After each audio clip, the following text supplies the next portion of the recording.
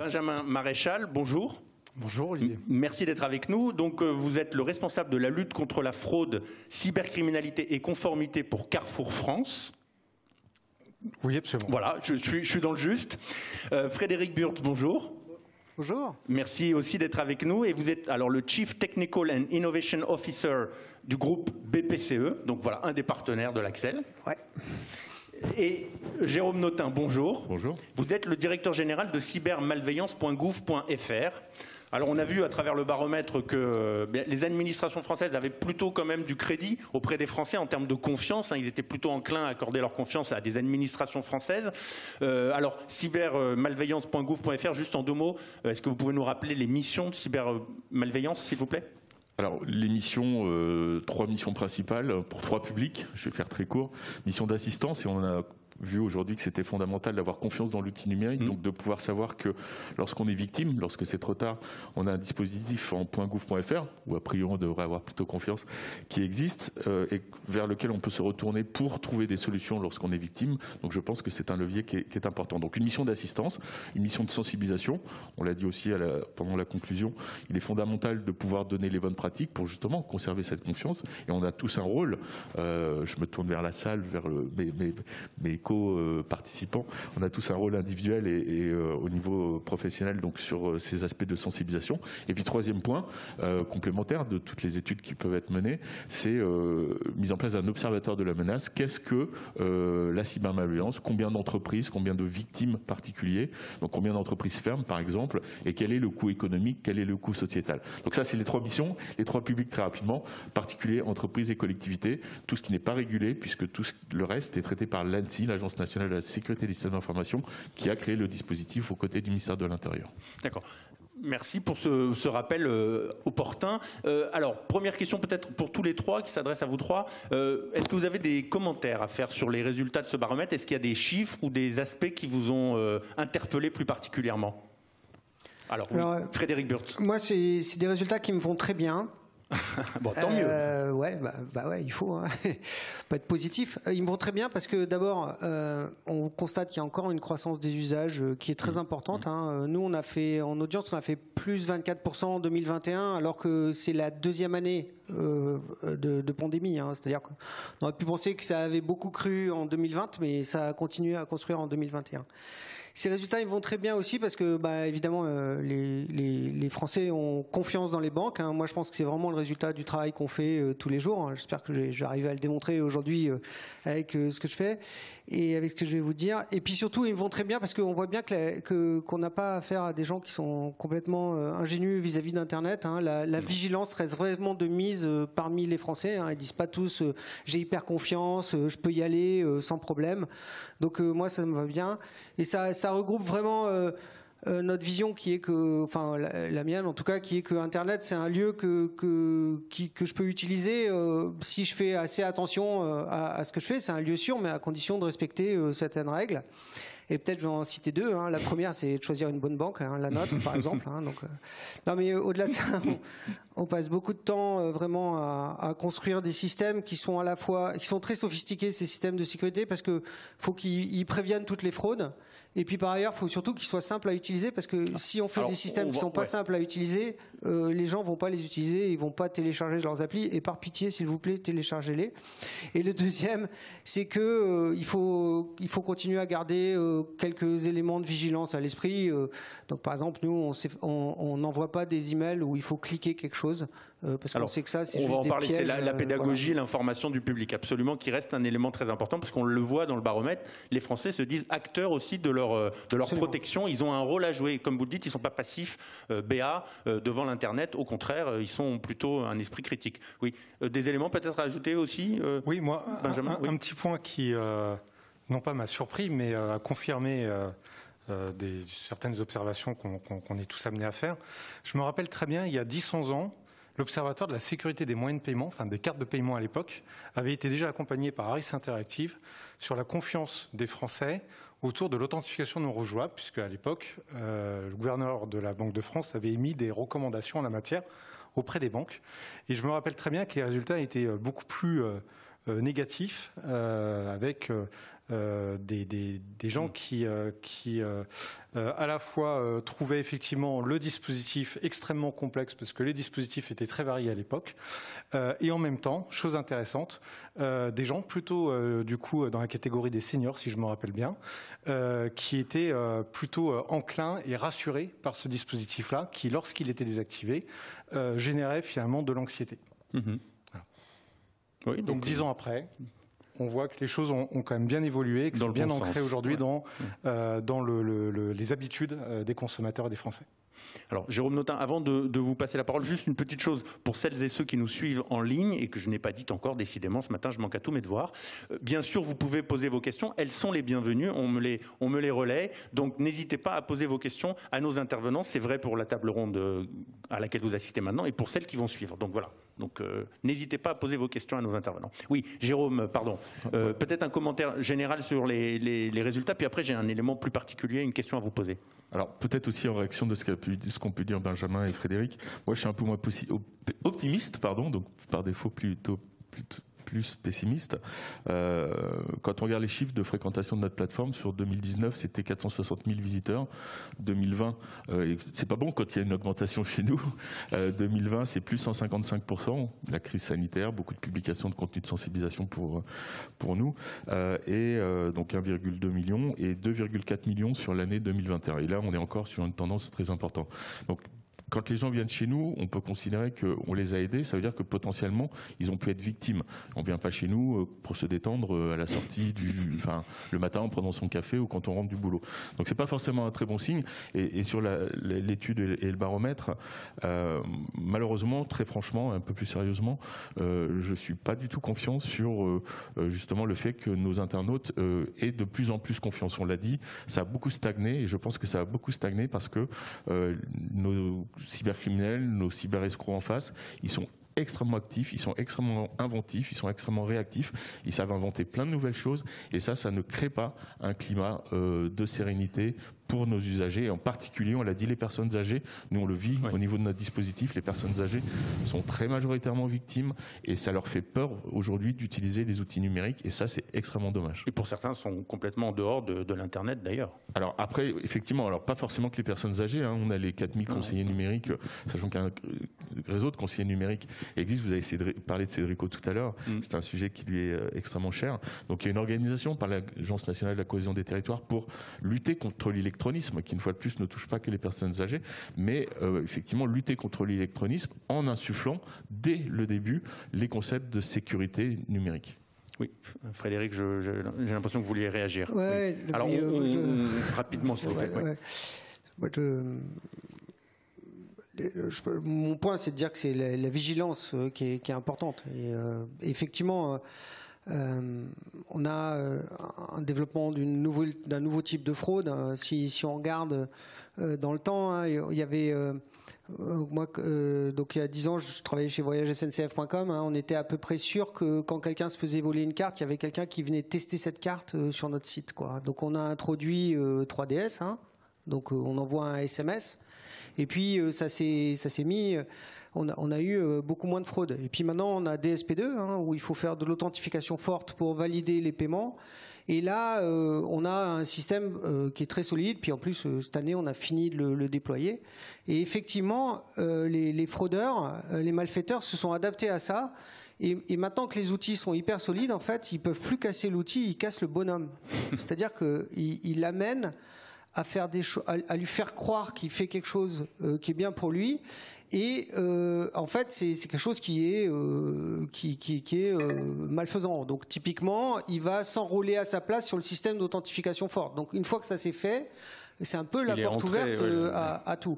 Et donc c'est ça qu'on constate et sur lequel nous on est vraiment focalisés pour lutter. Donc c'est pour ça que quand vous changez de téléphone... On va en parler, voilà. Okay. Excusez-moi, je vous interromps Frédéric, on va en parler. Donc première question, effectivement, là, je reviens à vous, Jérôme. Dans le baromètre, 64% des internautes dans le baromètre Axel Harris estiment que les escroqueries en ligne sont de plus en plus nombreuses, au sens large, les escroqueries au sens large, et 42% disent même en avoir déjà été victimes. Alors, évidemment, la question que j'ai envie de vous poser, c'est est-ce qu'il faut s'en inquiéter ? Et vous, à quoi attribuez-vous, chez Cybermalveillance, cette cette croissance, cette augmentation du nombre de fraudes et du sentiment de la fraude? Alors, je me permets de reformuler la deuxième partie de votre question, l'augmentation du nombre de victimes. Voilà, il y a le sentiment et puis il y a la réalité. Oui, pardon. Absolument. Non, mais tout à fait, absolument. Tout simplement parce que ça augmente vraiment dans les faits. C'est à l'augmentation des usages qu'il faut l'attribuer, dû à la crise Covid notamment. Alors, l'augmentation des usages d'une part, et puis l'augmentation que les gens en face, ils sont très actifs aussi. Le premier confinement qu'on vit en mars 2020, dans la nuit du lundi au mardi, je crois, c'est plus 400%. Et c'est tout à fait en phase avec les chiffres de l'Axel et du baromètre, c'est plus 400% de recherche d'assistance sur l'hameçonnage sur notre plateforme.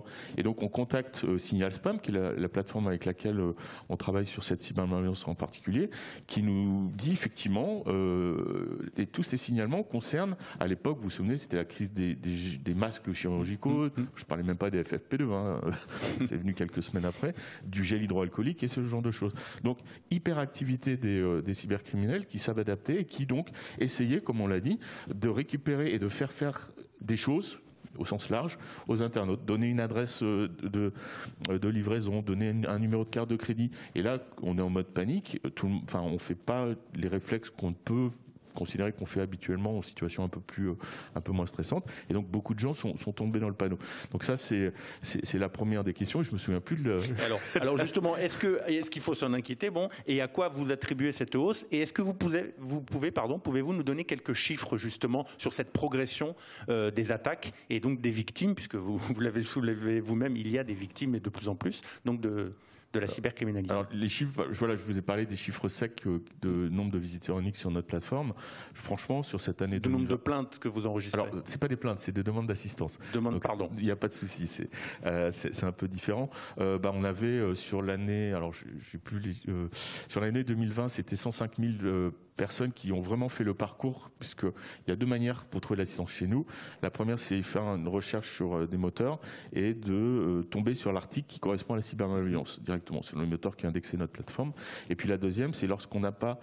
Donc ça veut dire qu'on a un petit peu connaissance de la cybermalveillance qu'on rencontre. Et puis la deuxième, c'est quand on n'a vraiment pas connaissance, on fait ce qu'on appelle un parcours. Donc là, on va poser quelques questions. La première, est-ce que vous êtes une entreprise, un particulier, une collectivité? Et en quelques questions, on va établir un diagnostic. Et donc ça, ce sont le nombre de parcours. Et on était, alors si c'est 28 000 parcours en 2018, on a été créé en 2017, donc on est assez jeune. Ça a été 173 000, donc 105 000 en 2020, 173 000 en 2021. Et rien que là aujourd'hui, toutes les semaines on fait un état des lieux, on est déjà à plus de 45 000 je crois depuis le 1er janvier. Donc on voit qu'il y a une augmentation importante. Et encore, c'est dû à l'élévation de notre notoriété, que les membres de notre dispositif peuvent nous aider à améliorer. Et puis c'est quand même très sérieusement dû aussi au fait qu'il y ait une forte activité, on va dire, au sens large de la cybermalveillance actuellement. Et alors justement, est-ce que vous pouvez caractériser les principales attaques aujourd'hui dont sont victimes les internautes, puisque Frédéric a déjà dit qu'effectivement on ne peut pas casser le système, on va essayer de casser le bonhomme, donc vous avez acquiescé. J'ai vu, alors justement, est-ce que vous pouvez rapidement classer les principales attaques sur les derniers mois, 28% des parcours concernent les parcours d'assistance sur l'hameçonnage. Ensuite, donc l'hameçonnage, si on va récupérer des credentials et on va en faire des choses. En général, quand on en fait des choses, c'est la deuxième menace, c'est 18%, c'est qu'on a utilisé ça pour faire le piratage de compte. Donc hameçonnage 28, piratage de compte, et un sujet qui nous est cher, entre guillemets, comme beaucoup d'autres, mais au sein de notre dispositif, c'est le troisième, c'est la menace sur la fraude à la réparation informatique. C'est des utilisateurs qui naviguent sur Internet, une fenêtre s'ouvre qui dit alerte Microsoft, vous avez un virus, là il faut appeler un centre d'appel. Et ça touche beaucoup les personnes âgées. On le sait parce que nos prestataires qui interviennent nous donnent l'information que ça touche beaucoup les personnes âgées. Donc ça, cette fraude à la réparation informatique, c'est 13%. Et puis pour terminer, on voit une menace depuis septembre de cette année, de l'année dernière, qui est ce qu'on appelle nous la brigade à la protection des mineurs. C'est des millions de Français, comme ça a été le cas en 2019, qui reçoivent un mail qui dit vous avez fait un usage des outils numériques, vous êtes allé sur des sites de pédopornographie, vous êtes vous-même un pédophile, et donc pour ça, payer l'amende. On a tous reçu ces charmants mails. On l'a tous reçu. Je peux vous garantir que ça fait beaucoup de victimes, ça fait du stress. Il y a eu des morts. Les médias en ont parlé. Je dis des morts, des gens qui se sont parce qu'être accusé de pédophilie, c'est pas du tout anodin. Donc il y a un stress général parce que les gens ils utilisent des noms de personnes qui sont connues. Je parle de Myriam Kemener, qui est quelqu'un qui est dans la cyber depuis longtemps, le général Rodriguez, le patron de la gendarmerie, voilà, enfin énormément de personnes. Donc ça crée du stress et ils font de l'argent avec ce genre de choses. Donc voilà, et c'est 3-4 000 personnes par jour qui consultent l'article sur cette menace. Donc ça, c'est un truc assez émergent. C'est pas de la grande cybercriminalité. Il n'y a pas de moyens techniques justement, et ça sera peut-être la conclusion. C'est par l'éducation. Abuser de la confiance, là en l'occurrence. On parlera après effectivement des ripostes possibles. Ouais. Merci. Frédéric, oui. Alors vous, dans le secteur bancaire, vous l'avez dit déjà, vous avez effectivement le système d'authentification forte DSP2 qui vient sécuriser les transactions. Est-ce qu'on a des éléments justement sur le taux de fraude justement au paiement? Est-ce qu'on voit une baisse depuis que DSP2 est entré en service? Donc alors il y a les paiements par carte, hein, c'est vraiment une activité de masse, hein, la lutte contre la fraude, hein, puisqu'on a autour de 3 milliards de paiements par carte pour les porteurs de cartes les particuliers, hein, qui portent des cartes du groupe, hein, des caisses d'épargne et des banques populaires. Ils font aussi environ 1 milliard de virements. Donc il y a aussi beaucoup de virements, hein, avec tous les problèmes de gens qui se font enregistrer des faux IBAN, des choses comme ça. Donc voilà. Et dans les virements, il y a quelque chose sur lequel on est très vigilant aussi, ce qu'on appelle l'instant payment, donc les virements instantanés, c'est-à-dire l'argent est transféré d'un compte à l'autre en moins de 10 secondes. Donc voilà. Donc nous, on en a 20 millions. Et donc on surveille ça. De manière très très proche. C'est dur de donner un chiffre sur la fraude parce que y a les fraudes qui sont faites tout de suite, mais après ça peut durer plus d'1 an les retours. Donc nous on veille à ce qu'ils soient très faibles. On surveille aussi beaucoup. Mais l'indicateur que vous avez et que vous voyez évoluer principal, quel est-il? L'indicateur qu'on suit principalement, c'est le nombre de dossiers, qu'on reçoit donc de contestation sur des affaires. Et ce nombre a évolué depuis DSP2 ? Non, ils n'évoluent pas tant, mais ce qui se passe, c'est que les attaques là, phishing, par phishing, et puis surtout par quand les gens se font passer pour quelqu'un d'autre, etc. Quand ils abusent des comptes des clients, tout de suite les montants qui sont volés sont très importants, hein, parce que ils rentrent dans les comptes et ils les vident. Donc en fait, ça fait tout de suite des dégâts plus importants. Donc c'est pour ça qu'on y fait très attention. Donc nous, ce qu'on fait là-dessus, c'est 2 choses. Hein, c'est qu'on fait beaucoup d'informations. Et encore une fois, le phishing, c'est terrible, hein, parce que vous pouvez vous faire piquer une info à un endroit, mais en fait, elle va être réutilisée quelque part pour donner de la crédibilité à la personne qui essaye de vous faire faire quelque chose. Et donc, typiquement, je sais pas, on peut faire. Donc, nous, on fait très attention aux sites de phishing. Dès qu'on en voit un qui nous mentionne, on le fait fermer tout de suite. Hein. Ça fait 4 ans qu'on a cette politique. On est hyper vigilant. Donc, le phishing, c'est terrible parce que la donnée, elle peut servir 6 mois plus tard. Hein. Donc on a beaucoup de ça. Et puis le deuxième truc qu'on utilise, c'est que vous voyez ce qu'on appelle la défense périmétrique, c'est-à-dire interdire aux gens de rentrer s'ils sont là, ça marche, mais c'est pas tout. Donc il faut aussi qu'on le défende en profondeur. Si jamais quelqu'un se fait usurper son identité, il faut qu'on puisse être vigilant là-dessus. Donc là, on met en place beaucoup de systèmes. On va en parler après, ça, des systèmes pour faire ça. Voilà, ça, on en parlera après. Oui, Benjamin, donc même question, effectivement. Vous, sur le site Carrefour, voilà, c'est un site sur lequel on peut, je dirais, assez facilement, c'est pas du tout, c'était pas un jugement par rapport au site, loin de là, mais c'est un site de consommation quotidienne, donc sur lequel on peut venir assez facilement tester, en tout cas volontairement tester des identifiants. Donc j'imagine que vous êtes l'objet aussi de ces attaques, comme d'autres. Voilà, qu'est-ce que vous pouvez nous en dire? Quelle est l'évolution de ces chiffres chez vous? Oui, alors effectivement, nous on est effectivement plutôt dans cette phase de réutilisation qu'évoquait Frédéric, à savoir notamment la réutilisation d'identifiants mots de passe qui ont été compromis chez un tiers et qui vont effectivement, au même titre que chez BPCE, vont être testés chez nous. Et comme on a la plupart des usagers, alors peut-être pas nous compris, mais quoique, on a souvent le même identifiant, puisque souvent c'est l'adresse mail, mais surtout le même mot de passe entre les différents services. Et ce qui fait que finalement, et Frédéric m'en excusera, un mot de passe qui aurait été non, c'est un mauvais exemple, pas volé chez BPCE mais chez un tiers, pourra effectivement potentiellement fonctionner chez Frédéric ou chez nous, chez Carrefour. Donc ça, c'est ce qu'on appelle le account takeover. C'est un vrai sujet, c'est des milliers de tentatives quotidiens. Donc il y a des dispositifs qui sont mis en place aujourd'hui qui nous permettent vraiment de maîtriser depuis maintenant quelques années le phénomène. Et puis le deuxième grand phénomène, un peu dans le même ordre d'idée qui a été également un petit peu évoqué, c'est le test, pas le test, du coup, mais l'utilisation cette fois-ci de coordonnées de cartes de paiement qui ont été usurpées de nouveau dans un environnement tiers et qui vont être utilisées cette fois-ci pour passer des commandes sur le site Carrefour et sur lequel, effectivement, le dispositif 3DS a apporté pendant de nombreuses années une réponse adéquate qui montre déjà depuis quelque temps un certain nombre de faiblesses, d'où le renforcement de la réglementation en la matière. Mais on pourra en discuter un petit peu après.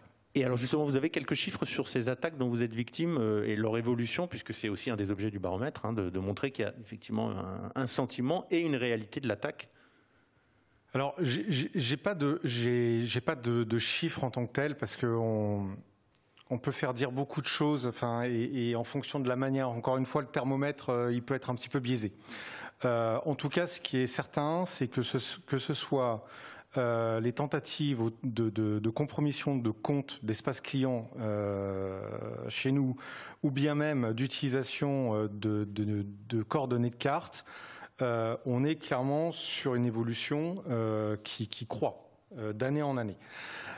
Juste peut-être pour ajouter un petit commentaire à ce qu'a pu dire Jérôme tout à l'heure, on a aussi l'usage numérique et en ce qui nous concerne le e-commerce en tant que tel qui explose aussi et qui a encore plus avec le Covid, puisque nous, on le sait, les grands distributeurs ont joué un rôle important dans cette crise. Et donc effectivement, il y a aussi l'aspect plutôt business et développement du business qui a fait que plus on a un nombre de transactions important, finalement, à un taux au moins égal, on a évidemment une volumétrie tout aussi importante. Ouais. Je remets néanmoins pas du tout en question le fait que l'évolution est aussi en plus en croissance, ce qui fait qu'à la fin, on a une démultiplication du phénomène. D'accord. Alors, merci. Jérôme, dans le baromètre, on le voit, le sentiment de la protection face aux attaques est quand même relativement faible, j'ai envie de dire, puisque 40% des Français en creux, comme le disait tout à l'heure Delphine, se sentent pas protégés ou pas suffisamment protégés, pas suffisamment informés contre les attaques. Et je reprends deux chiffres du baromètre. 52% se sentent protégés contre le phishing, 51% contre le piratage des données bancaires. Et encore là, il s'agit là des deux attaques contre lesquelles ils se sentent le mieux protégés. Donc c'est quand même pas beaucoup. Alors évidemment, la question que je vous pose, c'est qu'est-ce qu'on peut faire aujourd'hui pour faire croître ce sentiment de protection dans le monde numérique pour les internautes français? J'ai rien à vendre, mais je vais faire ma pub quand même. Rapidement. Non, mais c'est leur dire de venir chez nous.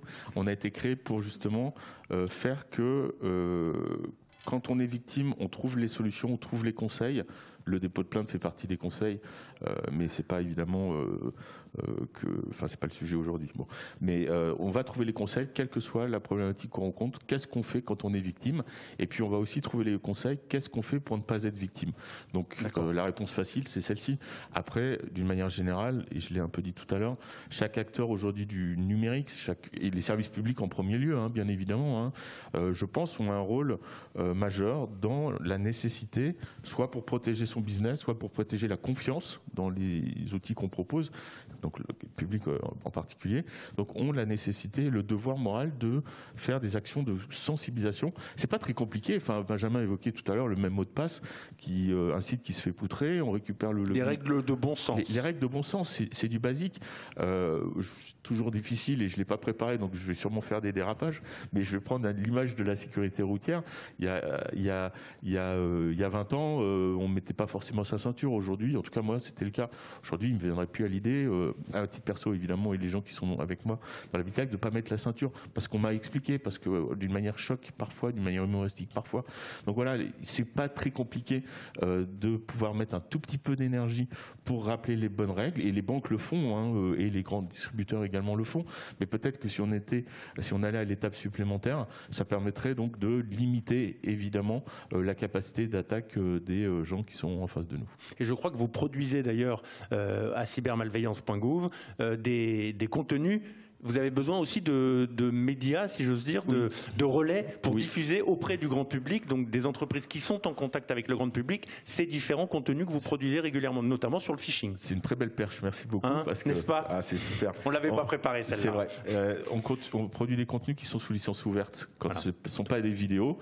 Donc ça veut dire que Carrefour, la BPCE, peut reprendre nos contenus, rajouter le logo et le redistribuer sur l'hameçonnage, sur la fraude à la réparation informatique, sur tout ce que j'évoquais, la bonne hygiène des mots de passe, sur tout ça. Donc les contenus sont gratuits évidemment. Nous, notre force au niveau de notre dispositif, c'est la capacité de production. Et après, on a nos membres, public-privé, on a une structure un peu particulière, mais donc nos membres qui nous permettent de diffuser. Mais si, dans le meilleur des mondes, tout fournisseur de services numériques pouvait de temps en temps utiliser nos contenus, bon, pas que les nôtres évidemment, mais faire de la sensibilisation, je pense que collectivement, on ferait un pas assez important en avant. Ça s'apprend l'Internet, donc ça s'apprend, il y a une éducation à faire du public. Moi, c'est pas parce qu'on sort de l'auto-école ou de contrôle. D'ailleurs, on a une période d'essai entre guillemets. C'est pas le bon terme, ça fait longtemps pour moi, mais voilà. Donc, c'est dans les usages et on a le A. On a le A, c'est ça. Et donc, c'est en pratiquant que, voilà, et parce qu'on nous explique, et parce qu'on a eu des accidents, allez, je le dis là aussi, on a pu cartonner son véhicule, c'est grave, c'est moins grave, et ben on a cartonné son ordinateur, en tout cas son usage du numérique, donc on va être plus attentif. Et il ne faut pas que ce soit parce qu'on a été victime qu'on se dit finalement, maintenant je vais faire attention. Il faut que ce soit avant. Alors, Frédéric et Benjamin, donc question évidemment, est-ce que vous êtes prêts à relayer des contenus de cybermalveillance.gouv et qu'est-ce qu'on peut faire d'autre ? C'est déjà pas mal de relayer de l'information, mais c'est pas suffisant sans doute. Qu'est-ce que vous faites, vous, de votre côté, l'un et l'autre, pour aller plus loin justement dans la protection contre les cyberattaques ? Alors peut-être, je sais pas, Frédéric, allez-y.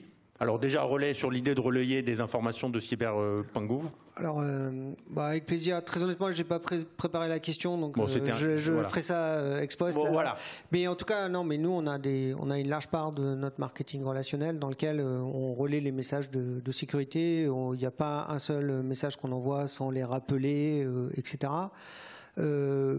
Sur les mots de passe. Nous, on met de l'authentification forte, donc tous les 90 jours, nos clients, on les authentifie de manière forte. Si jamais ils changent l'outil par lequel ils se connectent, ils changent de PC, etc., on leur redemande une authentification forte. C'est pas tous les 90 jours, c'est à chaque fois. Donc en fait, on identifie à la fois la personne par son identifiant, son mot de passe, mais aussi le terminal par lequel il se connecte et là on lui met un mot de passe. Donc franchement ça c'est toute l'histoire de l'authentification forte à l'accès qui est balèze et on essaye de la rendre aussi simple que faire se peut, quoi. Donc voilà. Donc beaucoup d'informations de nos clients.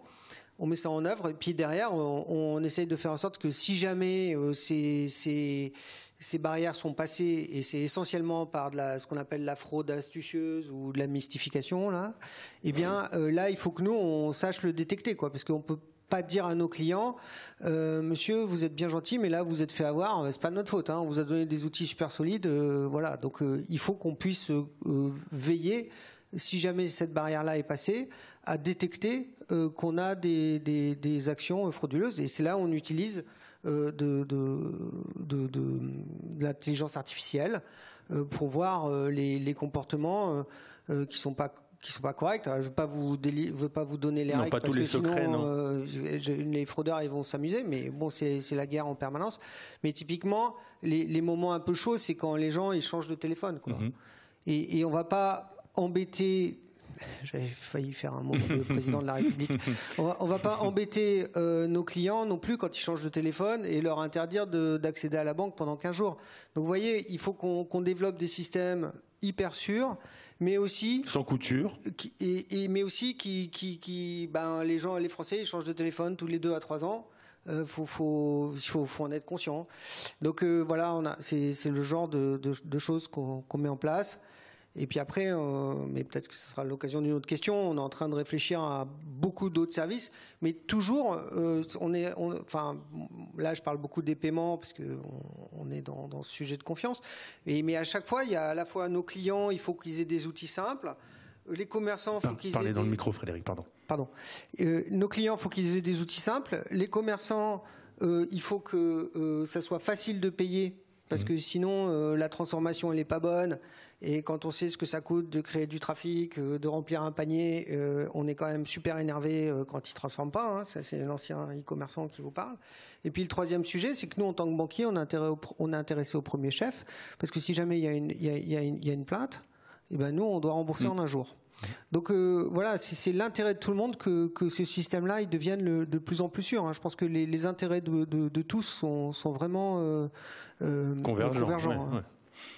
Benjamin, même question. Alors, ça sera en conclusion, s'il vous plaît, donc de cette table ronde. Donc, sur ces éventuellement relier les informations de cybermalveillance et puis, bien sûr, les actions que vous entreprenez, vous, de votre côté, chez Carrefour, pour lutter, pour aller plus loin dans la lutte contre la fraude. Alors, pour relayer, évidemment, les actions de sensibilisation de cybermalveillance, avec grand plaisir. En tout cas, déjà, on s'en inspire dans nos propres communications.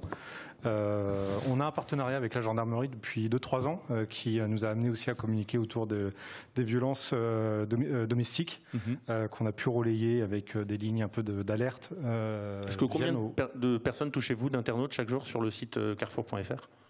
Je ne saurais pas vous dire. Plusieurs millions, sans aucun doute.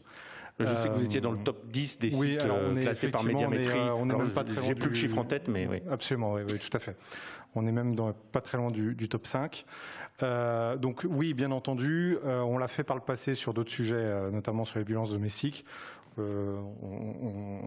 Je prends l'invitation de Jérôme avec grand plaisir et on va regarder ce qu'on peut faire en matière d'escroquerie et de cybermalveillance. Sur les next steps, pour nous, pour moi, il y a un vrai enjeu avec la directive sur les services de paiement 2 du nom, qui date maintenant en tout cas sur le volet qui m'intéresse, de septembre 2019. C'est effectivement l'enrôlement dont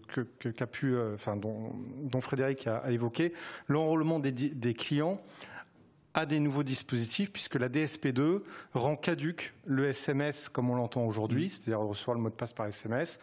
La DSP2, à juste titre, considère qu'aujourd'hui ce n'est plus suffisant et donc il faut déployer des nouveaux dispositifs. Il y a 10 ans, quand le SMS a été déployé, il y a eu un vrai problème entre de la communauté, bancaire, commerçant, qui a fait que les banques n'avaient pas le numéro de téléphone, en tout cas pas suffisamment de numéro de téléphone des clients. Et donc quand ils allaient payer sur Carrefour, ils se retrouvaient au moment du paiement, au dernier moment, donc ils avaient passé pas mal de temps à faire leur panier, et puis au moment de payer, ils se retrouvaient bloqués parce que ils n'étaient pas enrôlés au niveau de leur banque. Et ça, c'est générateur d'insatisfaction. Et la satisfaction de notre client chez Carrefour, c'est notre leitmotiv. Et donc, on a besoin effectivement de dispositifs de sécurité qui évoluent, bien entendu, qui fonctionnent parce qu'on a correctement enrôlé, parce que l'infrastructure derrière de sécurité fonctionne aussi avec une qualité de service avancée. Et puis, dans les prochains dispositifs, probablement que Frédéric a quelques idées dans les cartons, voire même davantage, c'est peut-être des dispositifs qui sont encore plus transparents pour l'utilisateur Je pense à peut-être de la biométrie ou des choses comme ça, qui fait que finalement l'expérience client est beaucoup plus simplifiée. Et puis côté commerçant, parce qu'on a aussi notre part. Alors, en deux mots, très rapidement, en 2 mots. Parce qu'on arrive au bout de. Sur la partie commerçante, c'est l'approche par les risques, qui est aussi voulue par la DSP2. C'est que nous, on soit de plus en plus efficace dans l'identification des transactions et des clients les plus à risque, et qu'on applique nos mesures de sécurité à ces seuls clients pour les désactiver, on va dire, pour les clients les plus de confiance et les transactions les plus légitimes. D'accord, ok, parfait. Écoutez, messieurs, merci beaucoup. Benjamin, Frédéric et Jérôme, merci beaucoup.